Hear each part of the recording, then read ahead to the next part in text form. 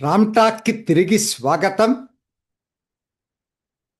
బెంగాల్ త్వరలో అసెంబ్లీ ఎన్నికలకి వెళ్ళబోతున్న రాష్ట్రం, వినూత్న రాష్ట్రం. ఒకనాడు సాంస్కృతిక వైభవానికి చిహ్నమైనటువంటి బెంగాల్ ఇవాళ చాలా దారుణాతి దారుణమైనటువంటి సామాజిక స్థితిలో ఉంది. మరి ఈసారి జరగబోయేటువంటి ఎన్నిక మరి ఎప్పటిలాగా ఉంటుందా, విభిన్నంగా ఉంటుందా? ఎందుకు ఈ మాట చెప్పాల్సి వస్తుందంటే, బెంగాల్ మీరు సమాజంలో చూసుకున్నప్పుడు క్రమక్రమాన డెమోగ్రఫీ మారుతూ వచ్చింది. 2011కు వచ్చేటప్పటికి 27% అయింది ముస్లిం జనాభా. ఇవాళ అంచనా ప్రకారంగా 30% పైగా ఉంటుంది. కొన్ని జిల్లాలైతే పూర్తి మెజారిటీ. ముర్షిదాబాద్ అనుకోండి 66-67% ఉంది. మాల్దా 50% పైగా ఉంది. ఉత్తర దినాజ్పూర్ 50% ఉంది. ఇలా చాలా జిల్లాలు నియోజకవర్గాల వారీగా చూసుకునేటట్టయితే దాదాపుగా 75 నుంచి 100 అసెంబ్లీ నియోజకవర్గాల్లో టోటల్గా ముస్లింలు ఎటు వస్తే అటే గెలిచేటువంటి అవకాశం ఉంది. కొంతమంది 130 నియోజకవర్గాలని చెప్తున్నారు. కరెక్ట్ లెక్కలు రేపు జనాభా అయిపోతే కానీ కరెక్ట్గా తెలియదు మనకి. ఎందుకంటే రీసెంట్గా డెమోగ్రఫీ మారిపోయింది. ముఖ్యంగా బోర్డర్ జిల్లాల అన్నిట్లో కూడా ముస్లిం పాపులేషన్ విపరీతంగా పెరిగిపోయింది. బంగ్లాదేశ్ నుంచి వచ్చినటువంటి మైగ్రెంట్ ముస్లిమ్స్. భారతదేశంలో వాళ్ళైతే మన భారతీయ పౌరులే కాబట్టి అదేమి ఇబ్బంది లేదు. కానీ ఇతర దేశాల నుంచి వచ్చి ఇక్కడ ఓటర్లుగా నమోదైనటువంటి వాళ్ళ సంఖ్య గణనీయంగా ఉంది బెంగాల్లో. అస్సాం, బెంగాల్ ఈ 2 రాష్ట్రాలే ప్రధానంగా ఈ ఈ తలనొప్పి మనకి దాపరించింది ఇక్కడ. కాబట్టి కరెక్ట్ లెక్కలు లేవు, కానీ 100 నుంచి 130 నియోజకవర్గాలు ప్రభావిత నియోజకవర్గాలు అని చెప్తారు. 2021 అసెంబ్లీలో కొంతమంది చెప్పేది 72 అసెంబ్లీ నియోజకవర్గాలు, దాదాపు 35-40% పైన జనాభా ముస్లింలు ఉన్న చోట 72కి 70 నియోజకవర్గాలు మమతా బెనర్జీ గెలిచింది. ఆలోచించండి. సో ఎందుకనంటే, కాబట్టి ఒకే బ్లాక్ గంపగుత్తగా ఓట్లని సింగిల్ బ్లాక్గా టీఎంసీకి పడతాయి. మరి ఇది ఉన్నంత వరకు కూడా మమతా బెనర్జీకి ఏంటంటే ఎష్యూడ్ ఓటింగ్, ఎష్యూడ్ సీట్స్. మిగతా వాటిల్లోనే పోటీ. వాటిల్లో ఆవిడ ఏం చెప్తే అక్కడ కూడా ఆధిపత్యం ఆవిడదే ఇప్పటి వరకు అయితే. దానికి కారణం ఏంటో కూడా చెప్తాను. ఇదండి పరిస్థితి. స్థూలంగా ఇది పరిస్థితి బెంగాల్లో. మరి ఇవాళ మార్పు వస్తుందా? 2 చాలామంది చెప్పేది. ఒకటి, నంబర్ 1, ప్రతి వాళ్ళు ఏం చెప్తున్నారు, ఎస్ఐఆర్ తోటి మార్పు వస్తుందని. నేనైతే అనుకోవట్లేదు. కొంత మార్పు వస్తుంది తప్పితే ఇదేదో పెద్ద దీనివలన మొత్తం మార్పు వస్తుందని నేను అనుకోను. మొత్తం 2024 లోక్సభ ఎన్నికలతో పోలిస్తే 68 నుంచి 70 లక్షల వరకు కూడా ఈసారి ఓట్లు తొలగింపు జరుగుతాయి. అందులో 58 లక్షలు అసలు చనిపోయిన వాళ్ళు, ఇక్కడి నుంచి వెళ్ళిపోయిన వాళ్ళు. ఇంకో 10 లక్షలే యాడ్ అయ్యే అవకాశం ఉంటుంది. కాబట్టి 9% పోయినసారి దాంతో పోలిస్తే తగ్గేది. ఏది మమత ఇంత చేసినా కూడా. అయితే దీనివల్లే మొత్తం మార్పు వస్తుందంటే I can't believe it. Social మీడియాలో వస్తున్నటువంటి వార్తలు పూర్తి నిజమైతే కాదు. ఎప్పుడైనా సరే ఈ 30% బ్లాక్లో కనీసం సిగ్నిఫికెంట్ ఓటింగ్ పర్సంటేజ్ బ్లాక్ కాకుండా మారిపోయి వేరే వాళ్ళకి పడినప్పుడే అది ఈ నియోజకవర్గాల్లో ప్రభావితం చూపిస్తుంది. జాగ్రత్తగా వినండి. మొట్టమొదటిసారి ఇప్పుడు అనుకోవటం ఏంటంటే, ఈ హుమాయూన్ కబీర్ ఎందుకు చెప్పాల్సి వస్తుంది? ఈ హుమాయూన్ కబీర్ యాక్చువల్గా ఈ ట్రాక్ రికార్డ్ ఏం బాగలేదు. అన్ని పార్టీల్లో తిరిగాడు. అసలు 2019లో బీజేపీ తరఫున లోక్సభ టికెట్లో పోటీ చేశాడు. టీఎంసీ పార్టీ తరఫున పోయిన 2021 అసెంబ్లీలో భరత్పూర్ అసెంబ్లీ, ముర్షిదాబాద్లో ఉంది ఇది కూడా, ఈ ముస్లిం మెజారిటీ జిల్లా, అక్కడ గెలిచాడు ఈయన. ఆయన ఇప్పుడు ఎందుకు ఫేమ్ అయ్యాడంటే ఆయన నేను బాబ్రీ మసీద్ కట్టిస్తున్నానని చెప్పి మొదలుపెట్టాడు. ఒక మూమెంట్ ముస్లిమ్స్లో అది ఒక పెద్ద ఉద్యమంలాగా తీసుకురావాలని చెప్పి చూశాడు. చూడటం ఏంటి కొంతవరకు మనకి ఇప్పుడు బయట ఉన్న వాళ్ళకి వాళ్ళ సైకాలజీ ఏంటనేది తెలుసుకోవటం కష్టంగా ఉంటుంది. కానీ మీరు అక్కడ వాళ్ళ సైకాలజీని వాళ్ళ మనస్తత్వంతో ఆలోచించాలి. ఎందుకు చెప్పాల్సి వస్తుందంటే ఆయన అనౌన్స్ చేసిన 48 గంటల్లో 3 కోట్ల డొనేషన్లు వచ్చినాయి. ఎవ్వరు పెద్దవాళ్ళకి కాదు, ఒక్కది కూడా పెద్దవాళ్ళది లేదు, కామన్ పీపుల్. ఆయన ఇటీవల మొదలుపెట్టినప్పుడు మసీదు దీనికి ఈ కామన్ పీపుల్ ఇటుకలు మోసుకొచ్చారు. మీరు ఆలోచించండి. ఏంటంటే ఇదేదో కొట్టిపారేయద్దు. ఆయన ట్రాక్ రికార్డు అన్ని పార్టీల్లో ఉంటే ఉండొచ్చు, కానీ ఇవాళ ఆయన చెప్పేది మనకెక్కకపోవచ్చు మిగతా వాళ్ళకి. కానీ అక్కడున్న బెంగాల్లో ఉన్నటువంటి ప్రజానీకం ఒక సెగ్మెంట్కి ఎక్కే అవకాశం ఉందని కొంతమంది భావన. కొట్టిపారేస్తున్నారు కొంతమంది. ఎవరు? టీఎంసీ. ఈయన ఇంకొక లేదు, అసలు ఆయన ఐక్యరాజ్య సమితికే ప్రపంచానికే పోటీ చేయాలి ఆయన ఇక్కడ ఏంటనేది చాలా వెకిలిగా మాట్లాడుతున్నారు. ఈయన ఇంతకీ ప్రాజెక్ట్ ఏంటి తెలుసా? బాబ్రీ మసీదు ఇది 300 కోట్ల ప్రాజెక్ట్ ఆయన పెట్టుకున్నటువంటిది. సరే, దాని గురించి ఇంకా ఆపేద్దాం.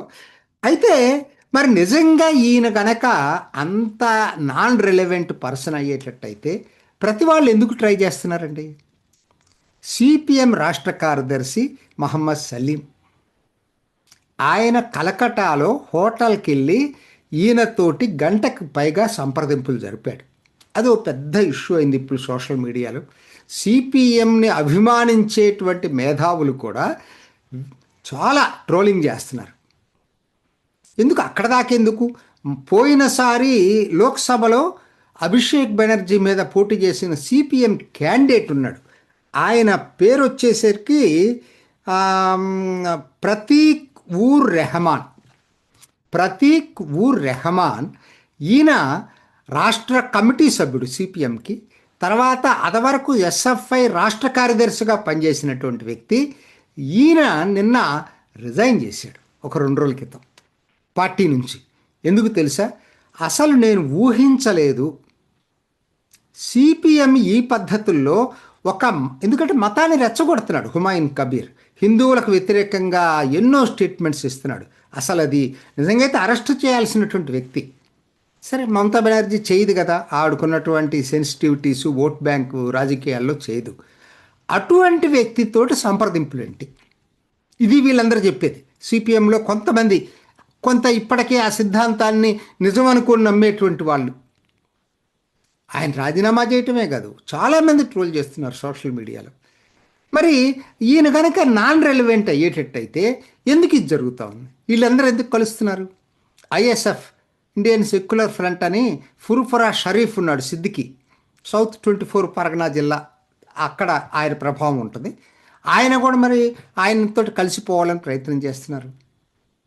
కానీ అఫ్కోర్స్ నేను 2 రోజుల క్రితం ఆయన ప్రకటించాడు, నేను సిపిఎం మరి గొంతెమ్మ కోరికలు కోరుతుంది, నేను కలవను, ఐఎస్ఎఫ్తో కూడా కలవను, వాళ్ళు ఎక్కువ సీట్లు అడుగుతున్నారు, బలానికి మించి సీట్లు అడుగుతున్నాను, నేను 180 సీట్లు పోటీ చేయబోతున్నాం మా ఫ్రంట్ తరఫున, నేను ఒక్కడనే, మా పార్టీ దాని పేరు జనతా ఉన్నయాన్ పార్టీ జేయూపీ, మా పార్టీ 90 సీట్లకి పోటీ చేస్తుంది. తర్వాత ఎంఐఎం మజ్లిస్తో ఫ్రంట్ కడుతున్నాడు. ఎస్డిపిఐ ఇంకొక డేంజరస్ పిఎఫ్ఐ రాజకీయ విభాగం ఎస్డిపిఐతో జట్టు కడుతున్నాడు. సరే, అక్కడ ఒకటి ఆజాద్ సమాజ్ పార్టీ ఉంది కదా, కాన్షీరామ్ పేరుతోటి పెట్టుకున్న చంద్రశేఖర్ ఆజాద్, ఇటువంటి వాళ్ళందరితో కలిసి జట్టు కట్టి 180 సీట్లకి 21వ తారీఖు ప్రకటిస్తాడట సీట్లకు కూడా. ఇది ఒక రాజకీయ ఏమవుతుంది ఇది అంటే ఆల్మోస్ట్ ఇస్లామిక్ ఫ్రంట్ లాగా పెట్టాడు.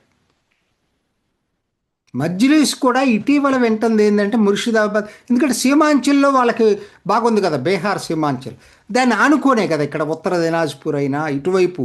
అందుకని ఉత్తర దినాజ్పూర్, మాల్డా, ముర్షిదాబాదు ఇక్కడ మజ్లిస్ కూడా కొత్తగా ఆఫీసులు ఓపెన్ చేస్తూ ఉంది, చాలామందిని చేర్చుకుంటుందని చెప్పి వింటున్నాం. ఎందుకంటే ఇది జరిగే అవకాశం ఉంది. ఏంటంటే దీని గురించి ఒక్క నిమిషం చెప్తాను. వస్తున్న మార్పు ఏంటి, మార్పు ఏంటనేది మీకు ఎక్కడ దాకా అవసరం. సీమాంచల్ చూశారు, ఎమ్మెల్యేలను లాక్కున్నా పోయినసారి మళ్ళా వాళ్ళే గెలిచారు 5 సీట్లు. మహారాష్ట్రలో చూసాం, మొన్న వీడియోలు చేసుకున్నాం మనం. మజ్లిస్ ఎలా డీప్గా ఎట్లా వెళ్ళగలుగుతుంది ముస్లిమ్స్లో అనేది. తెలంగాణలో నేను స్థానిక ఎన్నికల్లో చూసాం, 70 వార్డులు గెలిచారు వాళ్ళు. ఇప్పుడు ఇక్కడ కూడా బెంగాల్లో కూడా అదే స్థాయిలో వెళ్ళటానికి మజ్లిస్ ప్రయత్నం చేస్తూ ఉంది. సో ఎక్స్ట్రీమిస్ట్ గ్రూప్స్, ఎస్డిపిఐ లాంటి వాళ్ళు చేస్తున్నారు. బంగ్లాదేశ్ నుంచి వచ్చినటువంటి బంగ్లాదేశీ ముస్లింలు చాలా ఎక్స్ట్రీమిస్టు ఫండమెంటల్ ఐడియాలజీలో ఉంటారు. వాళ్ళందరూ కూడా సరిహద్దు జిల్లాల్లోనే ఎక్కువ మంది ఉన్నారు. సో ఇదొక ఫ్రంట్. ముస్లింలు ఎందుకు ఈ ఫ్రంట్ వైపు ఆకర్షితులయ్యేటువంటి అవకాశం ఉంది. ఇది అందరి ఆలోచన. దీని గురించి మనం కరెక్ట్గా సొల్యూషన్ కనిపెట్టాల్సింది ఉంది. ఎందుకని ఇప్పుడు చెప్పాను కదా, ఇవన్నీ ఇక్కడ కూడా అటువంటి ప్రభావం చూపిస్తుందా అంటే ఖచ్చితంగా చూపిస్తుంది. అంటే అందరూ చెప్పేది ఏంటంటే, ఎక్కడైతే క్రిటికల్ మాస్కి ముస్లిం పాపులేషన్ వస్తుందో, అంటే 25 to 30%, అక్కడ మాత్రం వాళ్ళు ఇప్పటివరకు ఏంటి, బీజేపీ భయం, బీజేపీ ఎక్కడ అధికారంలోకి వస్తుందని చెప్పి మొత్తం కూడా తృణమూల్ కాంగ్రెస్ వైపు, ఇంకొక పార్టీ వైపు, అస్సాంలో కాంగ్రెస్ వైపు ఇట్లా ఉంటున్నారు. వాళ్ళు ఎప్పుడైతే ఇప్పుడు వస్తున్నటువంటి మార్పులు ఏంటంటే, అసలు మనమే ఎందుకు అధికారంలో వాటా తీసుకోకూడదు, ఎవరో పార్టీలో ఉండి ఏదో భయంతో మనం చేసే బదులు మనకేం ఒరిగింది. ఇప్పుడు హుమాయూన్ కబీర్ చెప్పేది, మీకేంటి ఒరిగింది, మీ ఓట్లు తీసుకుంటుంది మమతా బెనర్జీ, తీసుకెళ్ళి జగన్నాథ్ టెంపుల్ కడుతుంది, దిగాలో జగన్నాథ్ టెంపుల్ కట్టింది. అట్లానే దుర్గా పూజ పండాల్స్కి ప్రతి పండాల్కి 1,10,000 ఇస్తూ ఉంది. ఇవన్నీ ఎవరి డబ్బు? పబ్లిక్ డబ్బులే కదా. మీకు ఏ విధంగా బెనిఫిట్ చేసింది అంటే రెచ్చగొడుతున్నాడు, ఇంకేం లేదు. ముస్లిమ్స్లో రెచ్చగొడుతున్నాడు. ఇది ఎక్స్ట్రీమిస్టు ఎలిమెంట్స్. దీని వైపు ఈసారి ముస్లింలలో ఒక సెక్షన్ అట్రాక్ట్ అవుతుందనేటువంటిది బాగా బలంగా వినిపిస్తుంది. అంటే అదే గనక జరిగిందంటే రాజకీయంగా మమత బలహీనపడుతుంది. జాగ్రత్తగా వినండి. రాజకీయంగా మమత బలహీనపడుతుంది. ఎవరైనా గెలవచ్చు అప్పుడు. అంటే టఫ్ కాంటెస్ట్ వస్తుంది. ఇప్పటివరకు కాంటెస్ట్ లేదు అక్కడ. ఆ నియోజకవర్గాలు 70 నుంచి 80 నియోజకవర్గాల వరకు కాంటెస్ట్ లేదు. One side war. అట్లా ఉండదు ఈసారి. సరే, ఇది అందరూ ఆలోచిస్తుంది. ఇది విభిన్నంగా ఉండబోతుందా బెంగాల్ ఎన్నిక అనేది. సరే, మామూలుగా ఈయన రాజకీయ పార్టీల వాళ్ళ ప్రయత్నం వాళ్ళు చేస్తుంది. తృణమూల్ కాంగ్రెస్ అయితే భయం, డిస్పరేట్ దీంట్లో ఉంది కాబట్టే 1,500 నెలకి 1,500 రూపాయలు అలవెన్స్ కింద cash, direct cash without any condition నిరుద్యోగులకి ఇస్తుంది. దానికి ఇప్పుడు ఓపెన్ చేసింది కౌంటర్సు. ప్రతి జిల్లాలో కూడా జనం పరిగెత్తున్నారు. 28 లక్షల మంది 10వ తరగతి పాస్ అయ్యి జాబ్ లేనటువంటి వాళ్ళకట ప్రతి నెల 1,500 రూపాయలు ఇస్తుందట. ఆవిడ పెట్టినటువంటి ప్రోగ్రాం ఇప్పుడు. అంటే డిస్పరేట్లో ఉంది ఆవిడ కూడా. ఒకవైపు ఎస్ఐఆర్, రెండో వైపు ఏమో ఎట్లయినా గెలవాలి, అధికారంలోకి రావాలనేది. సరే, బీజేపీ ఏంటంటే 9 పరివర్తన యాత్రాసు మొదలు పెడుతుంది. మార్చి 1వ తేదీ 9 ప్రాంతాల నుంచి మార్చి 1 నుంచి మొదలుపెట్టి మార్చి చివరికల్లా 294 అసెంబ్లీ నియోజకవర్గాలు కవర్ అయ్యేటట్టు కల్మినేషన్గా బ్రిగేడ్ పెరేడ్ గ్రౌండ్స్లో మోడీ ర్యాలీ జరిగేటట్టుగా ఇది వాళ్ళు ప్లాన్ చేస్తున్నారు. కాకపోతే ఏం చేసినా నేను చెప్పిన ఇప్పుడు ఆ నియోజకవర్గాలు పక్కన పెడితే మిగతా నియోజకవర్గాల్లో కూడా ఈ రోజుకి టీఎంసీదే ఆధిపత్యమని సర్వే సంస్థలు చెప్తున్నాయి. అదివరకన్నా బీజేపీ ఇంప్రూవ్ అవుతుంది, కానీ అధికారంలోకి వచ్చే స్థాయికి లేదు అనేది సర్వే సంస్థలు చెప్తున్నాయి. దానికి కారణం లేకపోలే. నాకైతే ఇప్పటికి కూడా నేను ఖచ్చితంగా బీజేపీ గెలుస్తుందని చెప్పే పరిస్థితులు అయితే లేను. భద్రలోక్ నేను చెప్పాను, అక్కడ ముస్లిమ్స్ గంపగొత్తగా ఓటేయటం. ఇక్కడ భద్రలోక్ ఏదైతే బెంగాల్లో చాలా influential community Bhadralok, upper caste Hindus అండి, కరెక్ట్గా చెప్పాలంటే middle class upper caste Hindus. వీళ్ళు ఇంటలెక్చువల్స్, ఇన్ఫ్లుయెన్సింగ్ కమ్యూనిటీ. ఇది వీళ్ళల్లో రావాల్సినంత మార్పు రాలేదనేది అందరూ అనుకోవటం. అది రానంత వరకు కూడా బెంగాల్ని కొట్టడం అంత తేలిక కాదు. కాకపోతే ఇంకా టైం ఉంది, ఏం జరుగుతుందో తెలియట్లేదు. ఇది ఈ రోజుకున్నటువంటి పరిస్థితి. చూద్దాం, ఇంకా చాలా దీన్ని వచ్చే రోజుల్లో ఎట్లా మార్పులు వస్తాయో కూడా చూద్దాం. ఇది ఈనాటి రామ్ టాక్. ఇంకొక ఎపిసోడ్లో మళ్ళీ కలుసుకుందాం. నమస్తే. చూసారు కదండి, మరి ఈ వీడియో కనుక మీకు నచ్చినట్లయితే ఒక లైక్ కొట్టేసి మీ అభిప్రాయాన్ని కూడా కామెంట్ బాక్స్లో తెలియజేస్తూ ఇలాంటి ఇంట్రెస్టింగ్ అప్డేట్స్ కోసం మా ఛానల్ని సబ్స్క్రైబ్ చేసుకోండి.